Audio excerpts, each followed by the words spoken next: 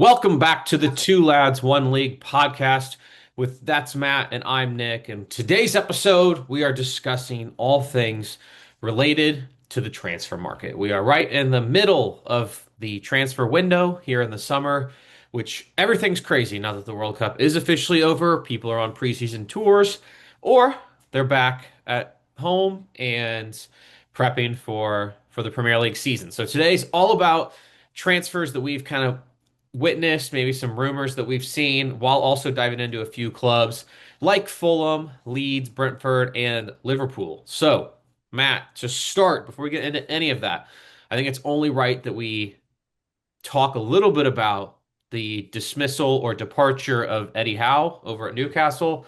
I know you are somebody that very much likes Eddie Howe, and you've definitely made that very, very clear. I definitely did not see this coming, to say the least, but here we are. They've already brought in a new manager. What are your thoughts with all of this? It's interesting. You don't know what goes on behind the scenes, of course, but it seems like this all was coming crashing down ever since the Isak saga. Um, 2 summers ago, right? Not last summer, was it? Was It it was last last summer? summer. It was last summer, right? Okay. Yeah. So last summer, obviously with Isak going to Liverpool, I think that started a lot of what's the good word for it? It's like a I feel domino like a lot effect. of so go ahead. It's like a domino effect. Yeah, and I feel like a lot of these, not egos of these players, but a lot of these players thinking, oh, I think I could play somewhere better. And, it's hard because Newcastle's in that north side of England, right? Stuck right on the border of Wales. So it's a great little, from what I've heard, travel town, but not somewhere you wouldn't necessarily want to stay. Now, who knows what, all goes into that outside of the club, but it's interesting seeing just the whole revamp from the manager and from a player standpoint because I don't know too much about the manager coming in. I know he came from Saudi, I believe. So, okay, I don't know. There's a lot of connection with the Saudi group and Newcastle owners. So that doesn't seem anything too surprising, to say the least. But I think ultimately we're going to start finding the leadership qualities, the experience when it comes to the Premier League. Those types of struggles, I think, is what Newcastle's going to run into because of everyone they have lost. And on top of the fact that you have a manager who I don't think has coached in the Prem, there's a lot of things that could go wrong. But again, you run that risk of maybe it goes great, maybe they finish sixth. We don't know. But I do think they are going to be on that struggle bus for a while because now they've lost what you could say is like an identity behind them. Eddie was very big on what he wanted to implement in that team. So with everything going on, I mean, and the transfer window's not even open. I don't know who's going to leave. I don't know what else or who else is going to come in. But I think, like we talked about last episode, Newcastle's going to struggle. I mean, look, it's worth mentioning the fact that, not only did Isak leave last year, but let's just look at who's left this summer and who's about to leave. Obviously they've lost Anthony Gordon, they've lost Sandro Tonali, they are about to lose, from what it sounds like, Bruno Guimaraes. So now all of a sudden, you could argue three of their best players from last season are gone, or about to be gone, right? With Bruno not officially out, but looks like he's headed to Arsenal any day. And yeah, they've made signings, but I think they're asking a lot of those signings coming in. So I think it's a really interesting. Uh, I think Newcastle's in a really interesting spot. I think at the end of the day, if you're a Newcastle fan, you're worried. We have definitely mentioned on here, at least I have. It's no secret that I think that as the summer continues to go on with things and the way Newcastle are doing business, and now that Eddie Howe's gone, my hot take of them fighting for relegation, maybe it's not becoming much of a hot take anymore. So, especially with some of these teams that you put in the middle to bottom third of the table have been doing some business. So it's kind of really interesting to see where Newcastle's at. But Eddie Howe's gone, which is crazy. Obviously, him stepping down, a lot of that had to have probably done with the transfer market and what Newcastle has or who they have let go, and who they have sold. It's definitely going to be an interesting season up at St. James's Park, to say the least. But transfer market wise, we're gonna dive on a couple teams. You know, we've hit on a lot of teams, but we have not hit on. There's still a lot of teams to talk about with 20 teams in the league. But first team we're going to hit on today is a London club in Fulham, and they've had an interesting summer with their departure as well of their manager, who pretty much put them as a middle of the league team, which is great for Fulham because they didn't come up all that long ago. And they have some really great pieces, but however, they've lost some of their better pieces, as some would say. So they lost Raul Jimenez, they lost Harry Wilson. It looks like they lost Issa Diop at center back. Samuel, what was Chuck Wazy or whatever, the Milan guy, he's back at Milan now because he was on loan. So they've lost four guys this summer. New manager from Real Madrid. They've brought in a couple Real Madrid guys. Uh, is there any? Do you have any concern for Fulham? Like, what are your thoughts on Fulham for the summer?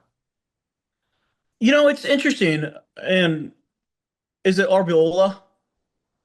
I believe is how you pronounce his name.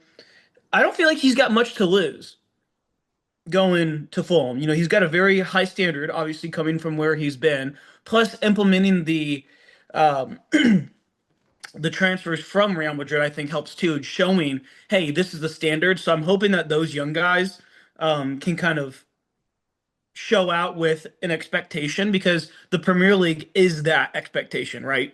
Coming from Real Madrid, I think is a great youth experience for these types of players playing at Fulham. You've got a couple really good ones on the team, and then everyone else is, you could say, your average Premier League side, especially with how they finished over the last couple of years. But I don't think it's far off to say Fulham trying their best to be a top seven, top eight club maybe this year. I don't know.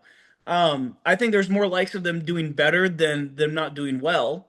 And I think the motivation behind some of these players and who the manager is will definitely be contagious throughout the locker room. And I think you're going to see, like, you got Ricardo Pepi now, and you've Oh got yeah. Anthony Robinson, who are both now there, who are going to get some great experience. So I think having the Spaniard come in and implement his tactics on a team like Fulham is perfect. Him going to like a Bournemouth, I think is a good one too. Things along those teams along those lines. Fulham again hasn't finished the top five, top four before, to where it's like, oh, we're gonna do this again. Like you said, they finished at 10th, the 12th, the ninth. Nothing too crazy in that fluctuation of that mid-table. Now I think it's time to where I think Fulham's going in with the mentality of, okay, we're going to make it above in the top 10, maybe even top 8 this season. So you think that Fulham has done enough this summer to be better than they were last summer? I think so. Yeah. Yeah, because again, going off the likes of all the other teams too, and what everyone else has not done versus what other people or teams have done, Fulham has definitely brought in some pretty crucial signings. I think Gonzalo Garcia will be fantastic for him, especially with Pepe right there too. Two great strikers, in my opinion, for that team, for that league. Craven Cottage. I mean, the atmosphere's perfect for him, in my opinion. On top of two, you've got these younger guys coming in that are going to make the starting lineup. So when it comes to not just making a name for yourself from an individual standpoint, you know, in order to kind of be seen, the team's got to do well too. So I do think Fulham will make a run in some of the domestic trophies. If not, they may finish 10th again this season, but I think they may go top four when it comes to not top four in the league, top four when it comes to maybe final four of the Carabao or Oh, FA Cup. Um, they don't, I'm not saying they're going to make top four in the Prem at all. I'm just saying with the type of standard that they have had over the last couple of years, um, I really do believe that they have a strong foundation moving forward. okay. Sold me. Look, I'm interested in what they do. I think that there could be a world where they definitely struggle this season. They're I think there's some teams that have done some better business than them. I Yep. think losing a starting center back, their starting striker, and Harry Wilson, who kind of started all over the pitch for them, I think will definitely hurt them. but I also think that some of these signings obviously are more than capable. It's just when you get to the Premier League's kind of that different beast. So hopefully these guys can come in for them and, provide an immediate impact. So we shall see from a Fulham perspective what that looks like for them. Let's shift gears a little bit and talk a little bit about Liverpool. Obviously, Liverpool is a team we've discussed before on this podcast. Liverpool, to me, have had a very poor summer when it comes to the transfer window. Um, Obviously, they've lost a few guys on free transfers, and obviously they've brought in two guys, two younger guys. You actually sent me a tweet or X notification right before we jumped on this podcast, and it showed Liverpool's depth for the season if the season were to start right now. And from my opinion, they look extremely thin and weak in some positions. For example, like they have right now Chiesa starting at right wing. He didn't even play last year. So let's get like I mean, are Liverpool in serious trouble going into this season? If it were to start right now? I mean, well, if serious trouble is hard because again, serious trouble for them would be not winning the trophy or making top four, right? It's not. I mean, again, it's not like we'd ever necessarily see them in the bottom half, but you know, I do. I mean, they're one injury away from being in the bottom half, in my opinion. The type of level of players that they do have is limited, especially in the starting lineup. And even though they do go get, Bradley Barcola, that's one guy. Yeah. I just don't know what that will do because you look at Isaac Ekitike, you've got a Well, and much Ekatike's slower hurt. striker. Well, yeah, but even watching Liverpool and Leeds play, you could see Isaac was just not the Isaac we used to see. Um, and that's challenging because, man, I remember him back at Dortmund when he was a kid, and he was good. But it's going to be challenging for him dropping that much money because they're not going to be able to do that every summer. And now they're going to have to figure it out with maybe some youth side. I think they're going to maybe, who, who, hot take. I don't know.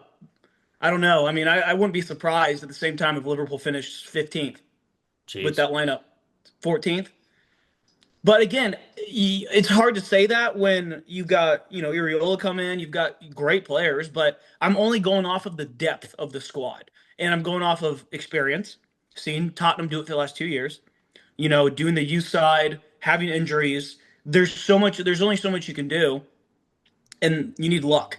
But you lose Kanate, one of your best center backs. You lose Salah, who's been generational for your entire club over the last decade. You've transitioned out of the Klopp era into Arnie, but he was there for 2 years. So a lot of what's happening I have seen in the past with my club I support myself. So it's only, history repeats itself, so on and so forth. But you look at that lineup and I see struggles, especially from the back end. I mean, even and then you got next year. I mean, I guess we don't want to talk about next year because that's not happened yet. But, you know, just from what I tell you right now, your starting lineup in the back line is going to be Joe Gomez and Van Dyke. Yeah. People, I feel like half the, Premier League audience that watches the Prem is going to sit there like that's beatable. Well, and Alisson hasn't been that good. I mean, Kirkes, I guess, is fine at left back. He played uh, over at Bournemouth originally, and then, I mean, I assume Frimpong will start on the right, but like in the way Ariel likes to play, we know that they're like a high pressing, give me the ball type system. Well, that took him a while at Bournemouth to get that implemented to where it was successful, right? We look at the most recent season for Bournemouth. Obviously, it was successful in the style of play and how they played. However, he was on the verge of being sacked at Bournemouth not all that long ago because they were Yep. getting no points, but they were trying to play that same way. So now he's going into this Liverpool team that, in my opinion, has some major gaping holes where when you're competing week in and week out, and even midweek in and midweek out, to where when you have a lack of depth and you're requiring the same guys to play in all these matches, you could find yourself in a situation where maybe an injury or two pops up, and then all of a sudden you're in real trouble. I think their midfield's really strong starting wise. But outside of that, I think that's of not a very strong starting 11 if the league were to start, today. But like, But here, well, I know we're talking about it, but you don't put on paper Fulham and Liverpool, and well, you look at. I'm not saying just from a head-to-head lineup, but from a long-term standpoint and sustainable longevity of a team. I mean, you have 38 games. Liverpool's also going to be playing in Europe. no, I mean, I think in our hot take episode, I brought up Liverpool outside top eight. So like, I don't think Liverpool is going to do well this year. I think obviously preseason's preseason, and we take it with a grain of salt. But like, they didn't even play well against Leeds with their starters. I mean, I know they led, but I didn't really care for the way they played. And like, I know. it's not the frightening Liverpool that it was under Klopp. Maybe that's a better way to say it. Like to It's me, just like, that team doesn't scare me one bit. Like you play Liverpool under Jurgen Klopp, and you're like, yeah, we're screwed. I mean, Didn't you matter look who you at play. right, and you look at back when Spurs sold Kane, right? You have to replace a type of player like that, but it's so hard to when you don't want to spend the money. It's hard to find that type of profile. Obviously, Kane's one of the only, if not the greatest striker right now. But in terms of like for Salah at the right wing position, you have to get somebody at that level, if Yeah. not going to get to that level. And right now, it's not like you bring them in and you may have expectations for them this season, but at the same time, you know, it's hard to kind of have the new person come in to have that expectation. So 100%. you have to give the club a little benefit of the doubt. Okay, we may not be at the same port or part we were at in the past, or you know, whatever the case may be. But I think that on top of the fact that they've let go of so many people is just it's so weird to me, especially with how well they have done over the years. I don't know, maybe this is a new build right now. Yeah, I don't know. I think Liverpool's a really interesting case study right now. So, we'll see where Liverpool stacks up. Look, we have about 10 to 12-ish minutes probably left. So, Right? let's touch on a couple other teams real quick because we're not going to do like these crazy deep dives for all these teams. That's 100 episodes. That's a ton of work. So, let's touch on just multiple teams. So I want to touch on Everton, Brentford, and Leeds, and just the Okay. summer business that they've done so far. Uh, one out of any of those teams do you feel like any of them have improved themselves, or do you feel like any of them have gotten worse just based on the summer market? Would you say any of them have had a super successful window? What is your take on, those three teams? Yeah, Everton to me has kind of just been the same. They don't really sign anyone crazy. I know they're looking for the Ethan Wheatley dude over at the striker over at United. Um, I also saw likes of Richarlison possibly leaving, going back to, Merseyside. But it's one of those things where I haven't really ever have seen Everton be big in the market by any means. I mean, I think their biggest transfer they've ever purchased was Pickford, and that was over 10 years ago. But I could be wrong, so don't quote me. But in terms of Leeds, I think Leeds has definitely made a statement. And number one, not we're just not staying in the Prem, but we're fighting for that top 10 position, which is fantastic. Um, the James Trafford, great signing. Um, I know they've signed another guy off of a left back off of Bosnia from Bosnia. I don't know his name. I can't Yeah, I remember don't it. know how to pronounce his name. He started in that preseason friendly against Liverpool, though. They paid a And decent amount for him. they did. They did. I do not mind what Leeds has done. I think they're on the right track, and I do believe that that keeper, James Trafford, I think will be great for them. Absolutely fantastic for them. Um, and then you go into Brentford. Brentford's kind of a hit or miss because again, they made a really good statement last season with picking up, Igor Thiago. It's like, who's this guy? Or why would you pick him up? And the next thing you know, um, man's putting up 15 goals.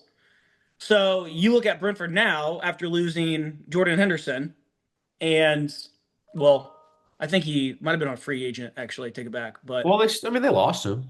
they did. And they picked up the new guy, that center mid. I do not believe I Sangare, remember. Thank you. I cannot remember his name, but that club was not record cheap. deal. Yeah, club record deal.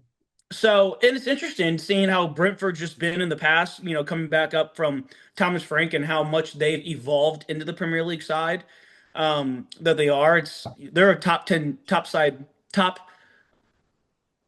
10 team so far in the last couple seasons. I mean, with their transfers this season, I think they'll be okay. In light of the scenario with other teams not spending. But out of all those three we've talked about, I'd say Leeds has been the most promising in terms of what they could get out of who they purchased. I'd agree. I think out of those three leads have been the most successful this summer. I think they've done really good business. I think that's not saying the other ones have not. I just think from where Leeds finished last season, they've improved their squad. They obviously also brought in Harry Wilson on a free. So I think that they'll definitely improve. I think they'll still be bottom half, but I think maybe we're looking more in that 12, 13, 14 instead of that 15, 16, 17 range. Hmm. With this last like 8 minutes, I want to bring up Crystal Palace and Crystal Okay. Palace's lack of work in the transfer window. If you were to ask me to give you my top 20, my or build my table out today, Palace would be a bottom three. Thoughts? I mean, you're not wrong. I mean, they've lost everybody. Um, their best player right now is Adam Wharton, Yeah, and and it's obviously Matete or whatever. But they also have Europe next year correct. because they won the Conference League. So they're in the Europa League, Premier League, obviously the cups, and they have no depth. And they've got one guy, and I think he was on a free, and they sold Yep. Lacroix over to Chelsea. So now they are down their best center back. I think that there's a lot of issues. I would be worried if I was a Palace fan. They, to me, first of all, they weren't like they obviously didn't get relegated, but they were in that bottom half last year, and they were not far off the relegation. They obviously have some good pieces. I'm not saying they're bad. Like they Hmm. have Ismaila Sarr, they have Mateta, they have Munoz at right back, they have Adam Morton. Like they have pieces. I'm not just saying they don't. But to do pretty much no business this summer and sell one of your better players, I think that I would be worried with all the competitions that they have coming up, especially because they're going to want to obviously succeed in the Europa League.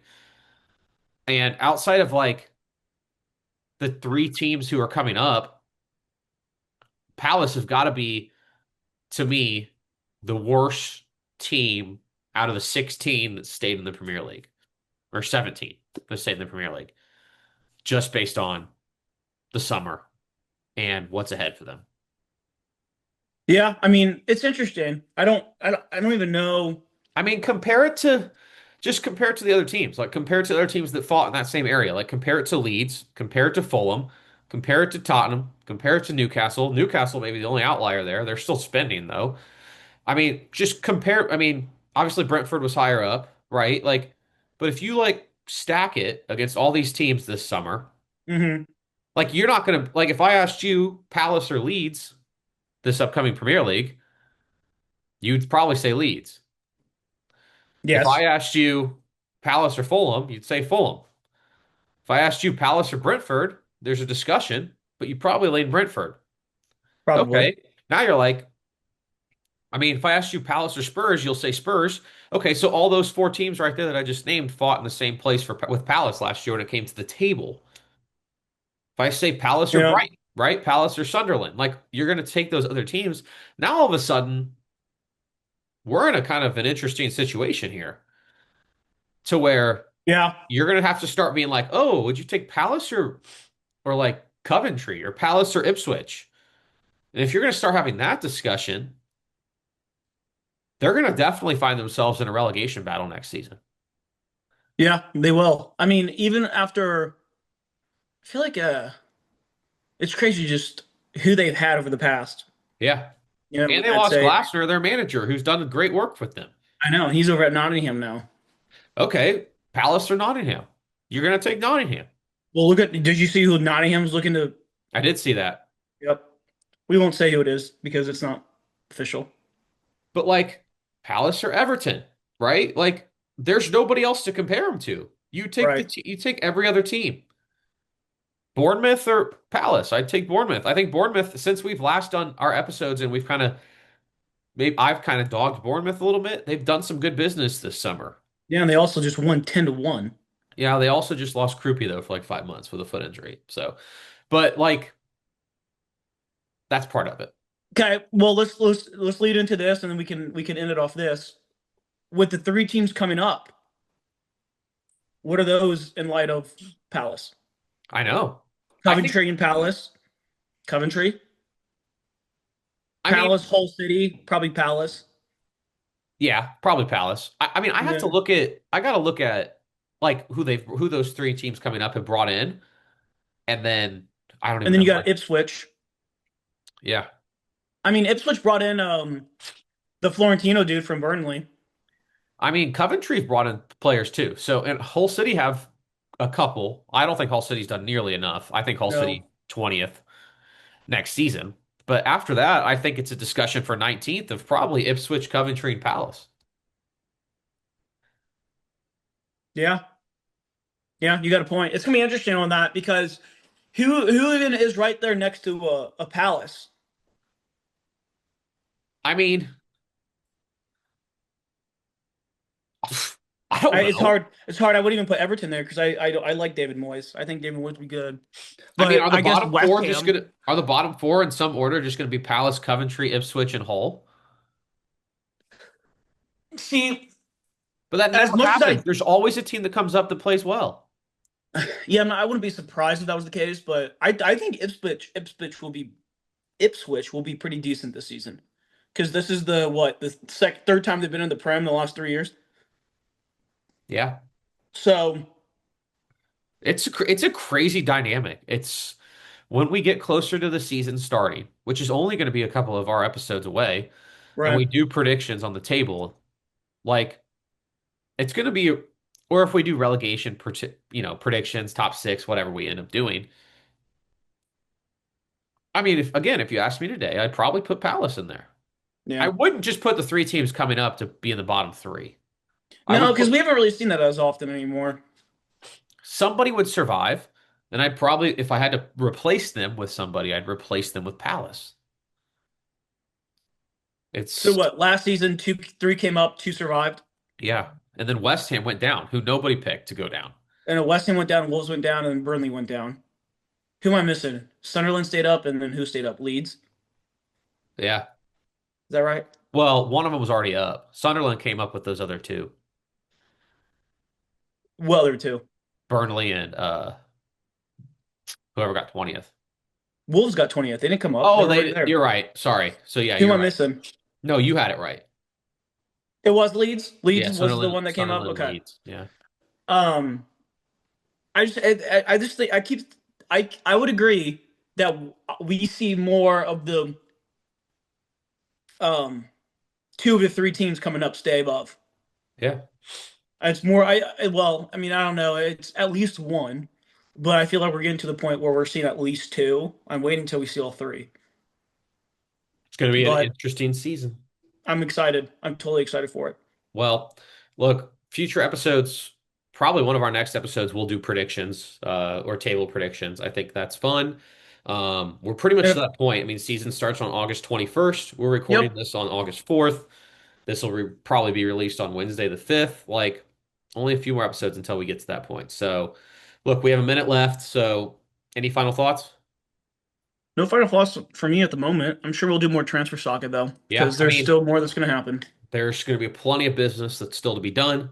Everybody loves to wait. So, this, two lads, one league podcast with Matt and Nick. That was a lot of fun as we just pretty much just shoot the shit at this point.